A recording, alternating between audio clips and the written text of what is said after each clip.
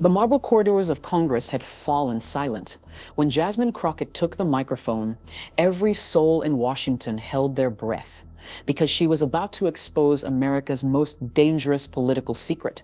Pam Bondi's threat was just the beginning. The echo of footsteps resonated through the marble hallways of the Capitol building on that frigid January morning. It was Wednesday, January 15th, 2025, and Congresswoman Jasmine Crockett sat in her office studying documents scattered across her mahogany desk. From the outside, it appeared to be just another ordinary day in Washington, but she had no idea that within hours she would deliver a speech that would etch itself into American political history. The telephone rang at precisely 9. The caller was one of her trusted advisors, his voice thick with tension. "Jasmine, are you watching Fox News? Pam Bondi is talking about you." Crockett's facial expression shifted. As a woman born and raised in Texas, she knew the language of intimidation all too well. And that morning, there was definitely a threat woven into Pam Bondi's words. But what nobody anticipated was how Jasmine would respond to this threat. The television screen in her office flickered to life with a trembling glow. America's top law enforcement official, Pam Bondi, was delivering a warning wrapped in legal rhetoric. The words "be careful" hung in the air like smoke from a fired weapon. Crockett leaned back in her chair, a slight smile playing at the corners of her lips. 20 years of legal practice had taught her to recognize intimidation tactics. But they were trying to intimidate the wrong woman. That morning, Pam Bondi's appearance on Fox News was designed to send a calculated message. As the United States Attorney General, her words carried the weight of the entire federal law enforcement apparatus behind them. When she told a sitting congresswoman to be careful, this wasn't advice, it was a warning. The behind-the-scenes story was explosive. Just days earlier, Jasmine Crockett had sharply criticized what she viewed as the current administration's approach to justice. She had exposed what she saw as a rogue administration that ignored court rulings and operated above the law. But it wasn't just the administration criticism that triggered Bondi's response, it was what she said about Elon Musk. But the real bombshell was yet to come. Crockett had laid out her position with crystal clarity. "I don't like Elon Musk. I'll say it." She had accused the world's richest man of being a thief who operated above the law. According to Crockett, Musk received federal contracts that others couldn't access, enjoyed federal law enforcement protection that ordinary citizens couldn't even imagine, and had his businesses protected by the government in ways that challenged fundamental principles of justice. The Congresswoman had gone even further, expressing happiness about the peaceful protests that occurred worldwide on her birthday, protests against Musk's growing influence over American politics and policy. This was the speech that drove Pam Bondi to appear on Fox News with her veiled threat. When Jasmine Crockett finally decided to respond, the political world wasn't prepared for what came next. She didn't back down. She didn't apologize. She didn't even try to clarify her previous statements. Instead, she went nuclear. "It was wrong for her to decide to go on Fox News and send threats to me," Crockett began, her voice calm but carrying an undeniable edge. "That's it. She is the top law enforcement officer in this country, and people are watching, they're consuming this information." The room fell into deathly silence. Even seasoned Washington reporters stopped taking notes to focus on listening. Crockett continued, "Just because I decided to utilize my First Amendment right, which cannot be restricted, then she wanted to politicize something that is not supposed to be politicized." This was a direct challenge to the Attorney General's authority, delivered with surgical precision and sledgehammer force. But Jasmine wasn't finished, not even close. "When Pam Bondi says be careful, what does that mean?" she asked, her voice rising with indignation. "The only thing it means is that she's trying to get me to say, 'Oh, I'm going to be scared and I'm not going to say anything,' because they are literally prepared to break the law." The temperature in the room seemed to drop 10 degrees. This wasn't just political pushback, this was open warfare. What came next would send shockwaves through Silicon Valley, Wall Street, and every corner of American power.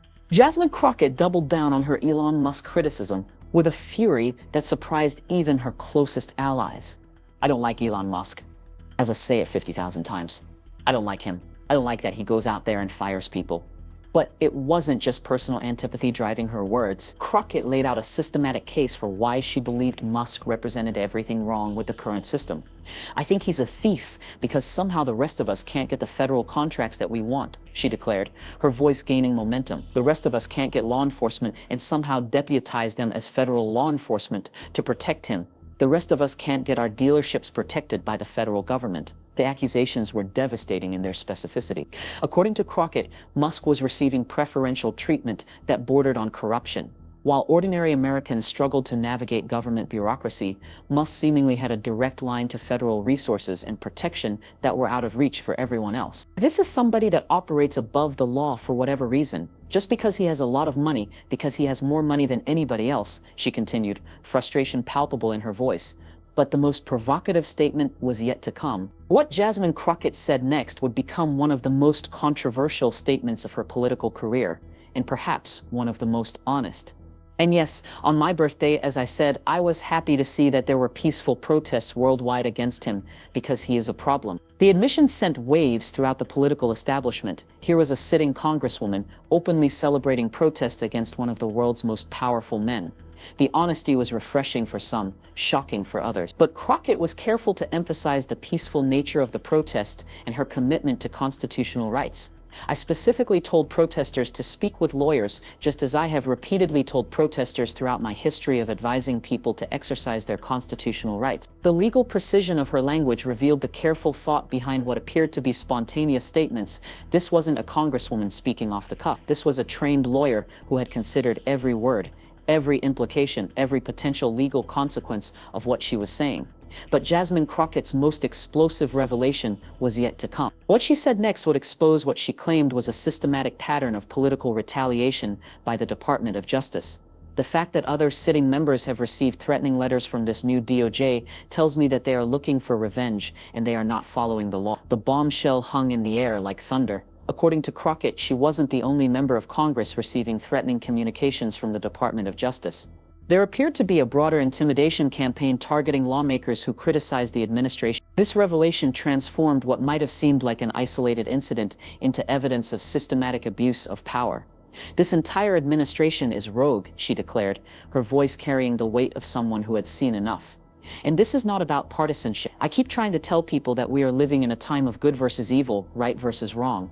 According to Crockett, the stakes couldn't be higher. Just when observers thought Crockett had delivered her most devastating blow, she turned to an issue that would strike at the heart of the administration's credibility on law and order. If you have a problem with terrorism, maybe you should talk to your boss about rejailing those guys who participated in January 6th. The mic drop moment reverberated through the chamber. The implication was clear. How could an administration that had released January 6th participants claim to be serious about fighting terrorism or maintaining law and order? How could they threaten a congresswoman for peaceful political speech while showing tolerance for what many viewed as an attack on democracy? To Crockett, the double standard wasn't just hypocritical, it was evidence of an administration that had abandoned any pretense of consistent law enforcement.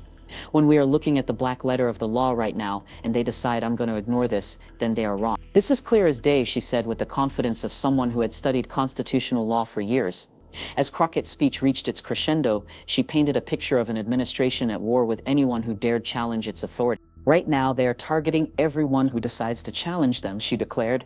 Whether it be judges who are sitting on court benches, whether it be lawyers who decided to represent their clients as best as they possibly could, and most of them won against Trump and the administration. The scope of the alleged retaliation was breathtaking. According to Crockett, the administration wasn't just targeting political opponents, they were targeting the entire infrastructure of legal opposition. Judges, lawyers, and elected officials who had successfully challenged the administration were apparently in the crosshairs. Basically, they are trying to eliminate all dissenting voices, she concluded, her voice carrying the weight of someone who understood the historical significance of what she was describing. For many Americans over 50 who had lived through previous constitutional crises, from Watergate to Iran-Contra to the Clinton impeachment, Crockett's words carried particular resonance. This generation had seen how quickly democratic institutions could be undermined when political leaders prioritized power over principle. The comparison to historical moments of American democratic stress wasn't lost on seasoned political observers. Just as previous generations had faced moments when they had to choose between speaking truth to power or remaining silent in the face of abuse, Crockett was making that choice in real time. Her willingness to name names, make specific allegations, and demand specific responses represented a type of political accountability that had become increasingly rare in an age of careful political messaging and risk-averse communication strategies. By speaking so directly and specifically, she had raised the stakes for everyone involved. If her allegations were false, she had opened herself to potential legal liability. If they were true, she had forced other officials to either respond substantially or appear to be dodging legitimate questions about their conduct. The speech represented a gamble that truth and direct confrontation would ultimately triumph over political calculation and careful messaging. What made Jasmine Crockett's response so devastating wasn't just its political impact, it was the legal precision with which she dismantled Pam Bondi's position.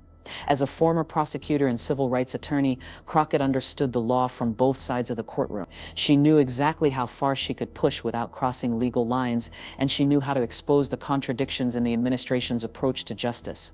Her background gave special weight to her accusation. When she accused the administration of ignoring court rulings and operating as a rogue administration, these weren't just political talking points, they were specific legal allegations from someone who understood the intricacies of federal law. When she questioned what "be careful" meant legally, she was exposing the ambiguous nature of what she characterized as intimidation tactics. The precision was devastating. Perhaps the most serious consequence of Crockett's speech was her suggestion that America was facing a constitutional crisis of unprecedented proportion. "We are living in a time of good versus evil, right versus wrong," she had said, framing the conflict not just in political terms but in moral ones. This wasn't hyperbole from Crockett's perspective, it was a cold assessment of what she saw as the breakdown of constitutional norms and the rule of law. When the United States Attorney General issued veiled threats to members of Congress for exercising their First Amendment rights, the system itself was under attack, according to Crockett's claim. When federal law enforcement resources were allegedly being used to protect wealthy individuals while ordinary citizens lacked access to basic justice,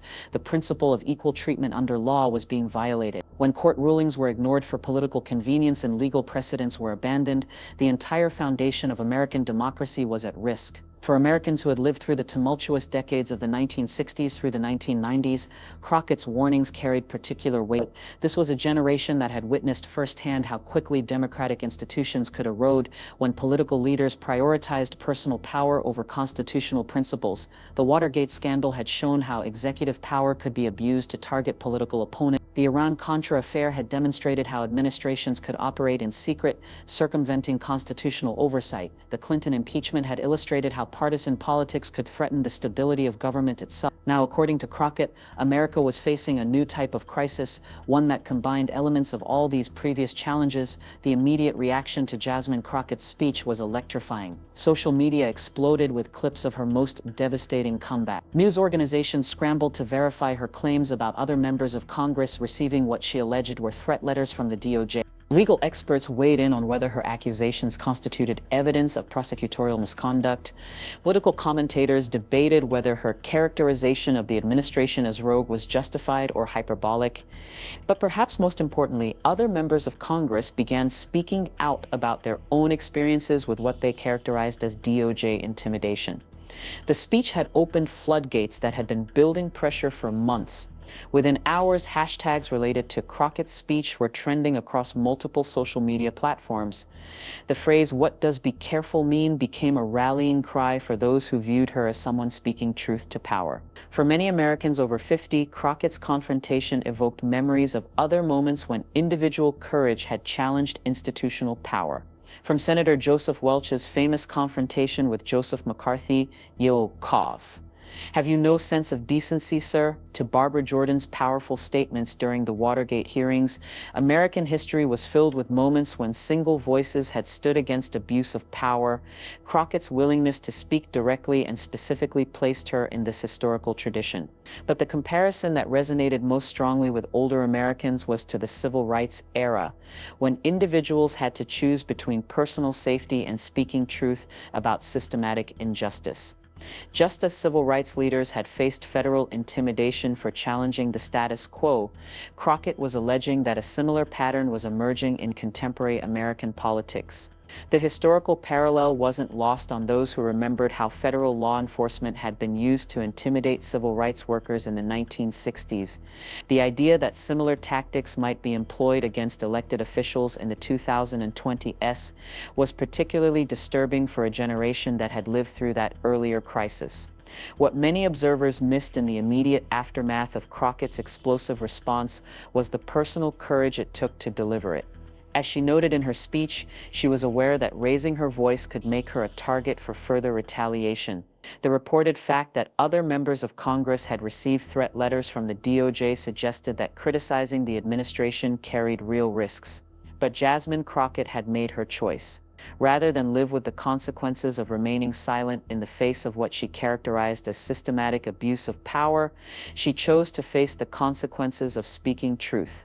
Her reference to advising protesters to consult with lawyers before speaking out revealed someone who understood the legal risks she was taking with every word she spoke. Yet she spoke anyway. This was the type of courage that had made her a hero to supporters and a target to opponents throughout her career. The willingness to say what others thought but were afraid to express. For many Americans who had grown up during the Cold War era, when speaking out against government abuse required genuine personal risk, Crockett's courage was reminiscent of earlier generations of American dissidents. From the Pentagon Papers whistleblowers to the journalists who exposed Watergate, American democracy had always depended on individuals willing to risk personal consequences to expose government wrongdoing. The question was whether contemporary America still had the institutional strength to protect such individuals. Crockett's speech raised fundamental questions about the state of American democracy and the rule of law that extended far beyond immediate political theater. If her allegations were true, if the Department of Justice was indeed using its power to intimidate political opponents, then the United States was facing a crisis that went far beyond normal political competition. The implications extended far beyond party politics. If federal resources were being used to protect wealthy individuals while ordinary citizens lacked access to justice, then the principle of equal treatment under law was being systematically violated. If court rulings could be ignored when politically convenient, then judicial independence was under attack. If members of Congress could be threatened for exercising their constitutional rights, then the separation of powers was collapsing. These weren't abstract constitutional questions for Americans over 50 who had lived through previous crises of democratic governance. This was a generation that understood from personal experience how quickly democratic norms could erode when political leaders abandoned constitutional principles. The generation that had lived through the civil rights movement understood how federal law enforcement could be weaponized against political opponents. They had seen how the FBI under J. Edgar Hoover had surveilled and intimidated civil rights leaders, anti-war protesters, and other dissidents. The idea that similar tactics might be employed in contemporary America was particularly alarming. During the Watergate era, this same generation had witnessed how executive power could be abused to target political enemies. They had seen how the IRS, the CIA, and other federal agencies could be used as weapons against those who challenged presidential authority. The Iran-Contra scandal had demonstrated how administrations could operate in secret, violating both domestic law and international agreements while claiming to act in the national interest. Now, according to Crockett, America was facing a similar crisis of constitutional governance. But there were important differences between contemporary allegations and historical precedents. Previous constitutional crises had typically involved secret or covert abuse of power that was eventually exposed by investigative journalists or congressional oversight. What made Crockett's allegations particularly troubling was their suggestion that abuse of power was occurring openly, with little apparent concern for constitutional constraints or public accountability. The brazenness of the alleged behavior represented a new challenge to American democratic institutions. Jasmine Crockett's confrontation with Pam Bondi didn't occur in a vacuum. It was part of a longer historical pattern of tension between those in power and those who dared to challenge that power. Throughout American history, there had been moments when individuals were forced to choose between personal safety and speaking truth to power. From the abolitionists who faced legal persecution for opposing slavery to the civil rights leaders who faced federal investigation for challenging discrimination to the whistleblowers who faced prosecution for exposing government wrongdoing. By her willingness to speak out despite the risks, Crockett placed herself in this tradition.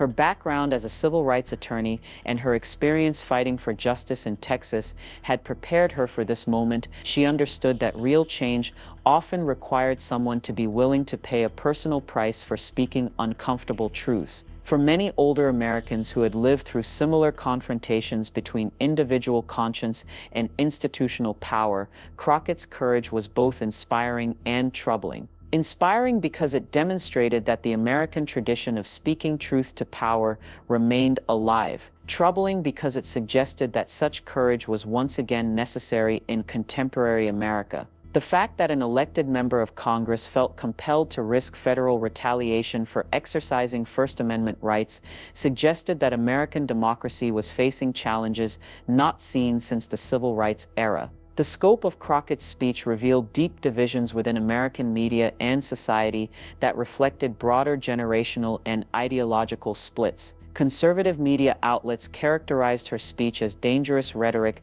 that undermined respect for law enforcement and encouraged division. Progressive media outlets praised what they saw as courage in speaking truth to power and exposing what they viewed as systematic government abuse of authority. Mainstream media outlets tried to find balance between these competing narratives, but undeniable was the impact of her words. Whether one agreed with her characterizations or not, she had succeeded in forcing a national conversation about the appropriate limits of government power and the obligations of public officials to respect constitutional rights. For Americans over 50, these debates evoked memories of similar conversations during previous constitutional crises. The question of when criticism of government became unpatriotic, when government power became abusive, and when individual conscience required public action had been central to American political discourse for decades. The difference was that previous generations had typically debated these questions in the context of foreign wars or domestic social movements. Now, these fundamental questions about the nature of American democracy were being raised in the context of routine political discourse, suggesting that the crisis was more fundamental than previous challenges to constitutional governance. From a legal perspective, Crockett's speech raised several important questions that would likely be debated for years to come. First, did her criticism of Elon Musk and the administration constitute protected political speech under the First Amendment?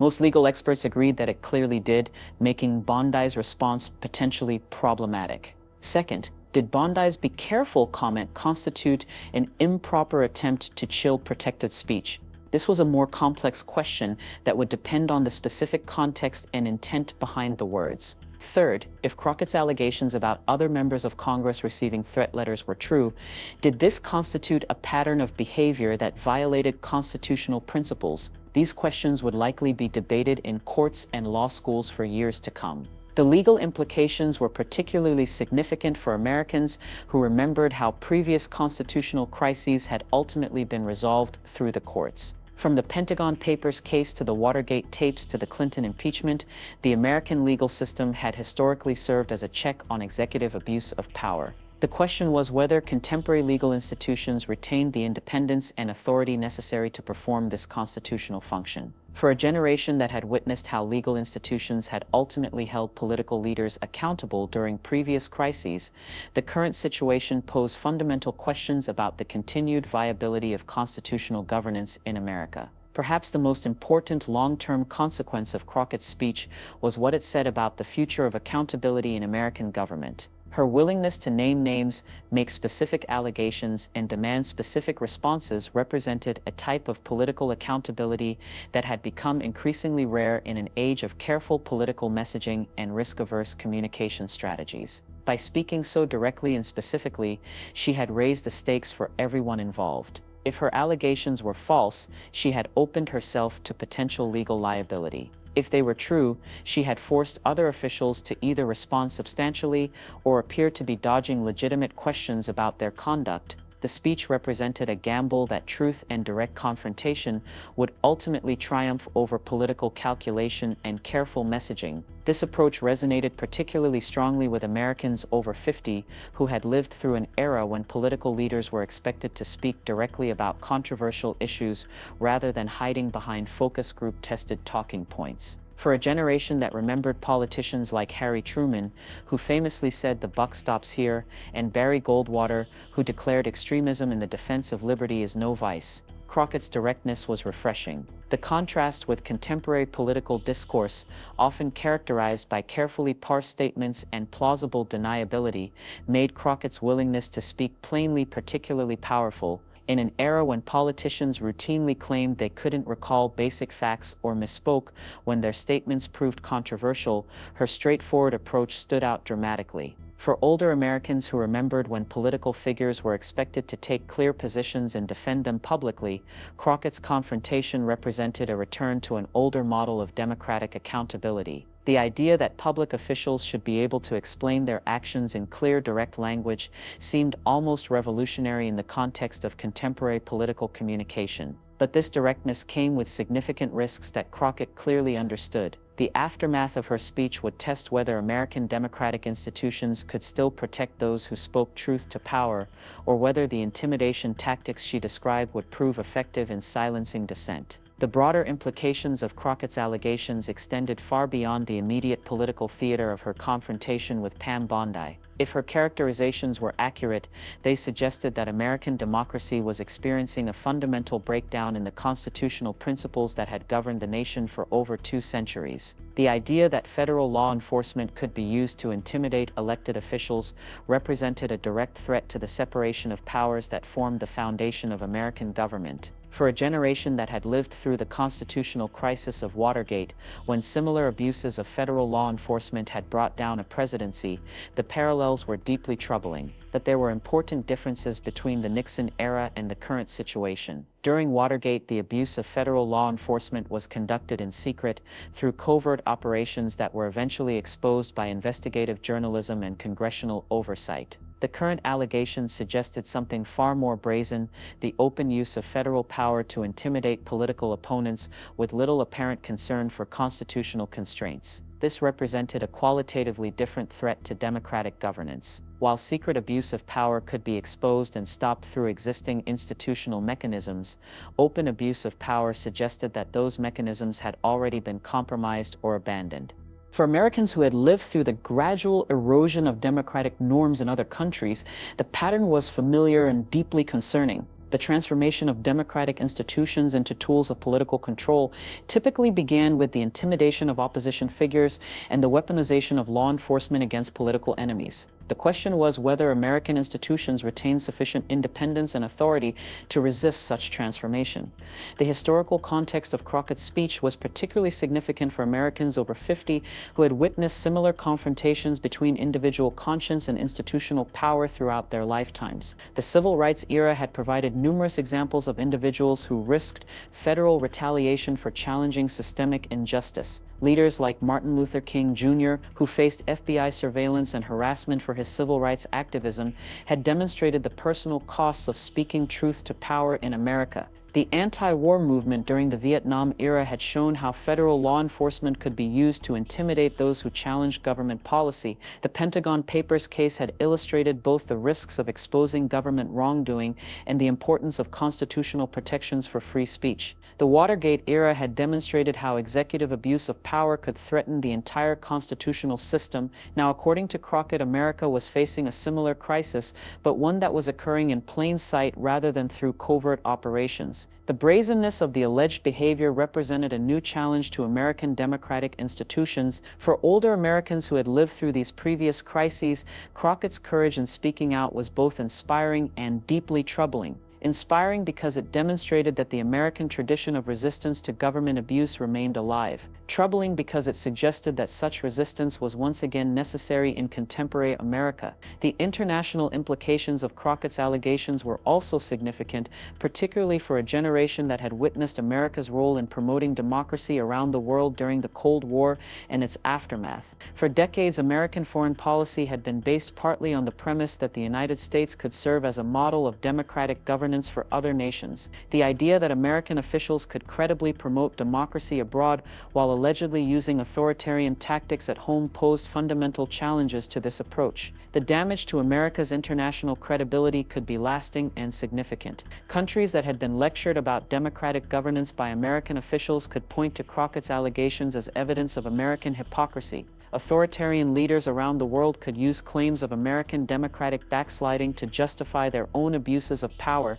For Americans who remembered when the United States had served as a beacon of democratic values during the struggle against Soviet communism, the idea that America itself might be experiencing democratic backsliding was particularly disturbing. The economic implications of political instability were also concerning for older Americans who had lived through previous periods of constitutional crisis and understood how political uncertainty could affect financial markets and economic growth. The Watergate crisis had contributed to economic stagnation in the 1970s. The Iran-Contra scandal had undermined confidence in American institutions during the 1980s. The Clinton impeachment had created political uncertainty that affected economic planning and investment decisions. A constitutional crisis involving alleged abuse of federal law enforcement could have similar economic consequences. Investors and business leaders required political stability and predictable rule of law to make long-term economic decisions. The suggestion that federal power was being used arbitrarily to target political opponents could undermine confidence in American institutions among both domestic and international investors. For Americans over 50 who were approaching or already in retirement, the potential economic consequences of political instability were particularly concerning. This was a generation that had worked for decades to build retirement savings that could be threatened by economic uncertainty resulting from political crisis. The technological dimensions of Crockett's confrontation were also significant, particularly her criticism of Elon Musk's alleged preferential treatment by federal agencies. For older Americans who had witnessed the transformation of American society by technological innovation, the idea that technological leaders might be receiving special treatment from government represented a new form of corruption that was difficult to understand and combat. Previous generations of American business leaders had certainly wielded significant political influence, but the global reach and technological sophistication of contemporary tech leaders represented something qualitatively different. The ability of figures like Musk to influence not just American politics, but global communications and transportation systems created new forms of power that existing regulatory frameworks struggled to address. The suggestion that such figures were receiving preferential treatment from federal agencies raised fundamental questions about democratic governance in the technological age. For Americans who had lived through the antitrust battles of the early 20th century, when the federal government had broken up monopolistic corporations in the name of economic competition and democratic governance, the current situation posed similar challenges on a global scale. The question was whether existing democratic institutions possessed the authority and expertise necessary to regulate technological power in the public interest, or whether such power had become too vast and sophisticated for traditional regulatory approaches. As Crockett's speech continued to reverberate through American political discourse, its long-term consequences remained unclear but potentially transformative. If her allegations proved accurate and led to significant reforms in federal law enforcement practices, the speech could be remembered as a crucial turning point in the defense of democratic governance. If her allegations were dismissed or ignored, the speech could be seen as evidence that American institutions lacked the capacity to address systematic abuse of power.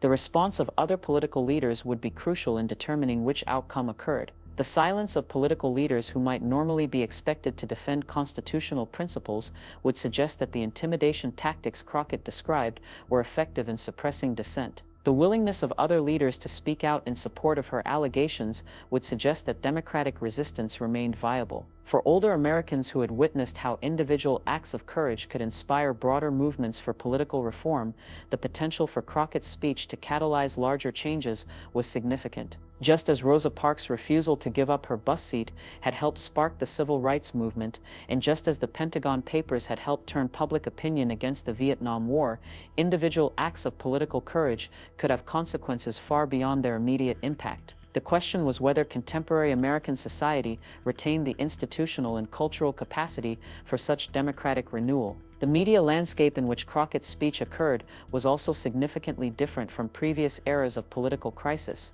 The fragmentation of American media into partisan channels and social media echo chambers meant that her speech would likely be interpreted very differently by different segments of the population. Conservative media would likely characterize her speech as dangerous partisan rhetoric that undermined respect for law enforcement and encouraged political division. Liberal media would likely praise her courage in speaking truth to power and exposing government abuse.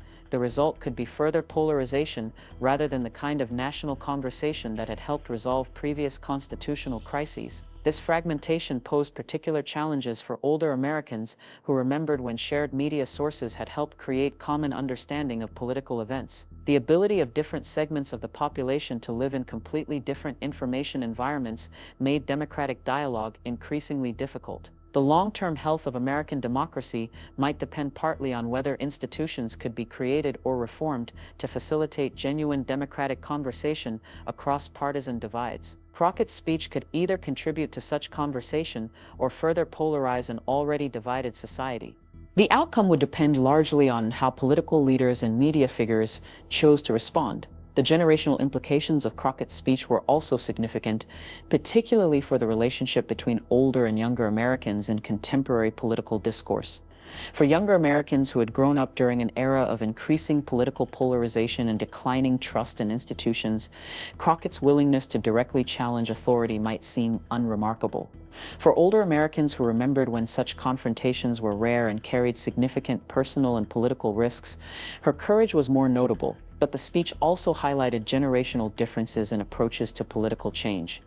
Older Americans might be more likely to work within existing institutional frameworks to address the problems Crockett identified, while younger Americans might be more willing to challenge those frameworks directly. The success of democratic reform might require combining the institutional knowledge of older generations with the energy and urgency of younger generations. Crockett's speech could serve as a bridge between these different approaches, demonstrating how institutional knowledge and direct confrontation could be combined effectively to challenge abuse of power. As the immediate shock of Crockett's confrontation with Pam Bondi began to fade, the longer-term questions it raised about the health of American democracy remained urgent and unanswered. The speech had forced a national conversation about the appropriate limits of government power and the obligations of public officials to respect constitutional rights. But conversation alone would not be sufficient to address the systematic problems Crockett had identified. Real reform would require sustained political pressure and institutional change. The willingness of other political leaders to follow Crockett's example and speak directly about abuse of power would be crucial. The response of federal law enforcement agencies to her allegations would indicate whether they retain sufficient independence to investigate potential misconduct. The reaction of the courts to any legal challenges arising from her speech would test the continued independence of the judicial system. For Americans over 50 who had lived through previous periods of democratic crisis and renewal, the current moment represented both danger and opportunity. The danger was that American democratic institutions might lack the strength to resist systematic abuse of power. The opportunity was that crisis might catalyze the kind of democratic renewal that had occurred during previous challenging periods in American history. The outcome would depend on the choices made by millions of individual Americans in the months and years to come. Jasmine Crockett had done her part by speaking truth to power despite the personal risks involved.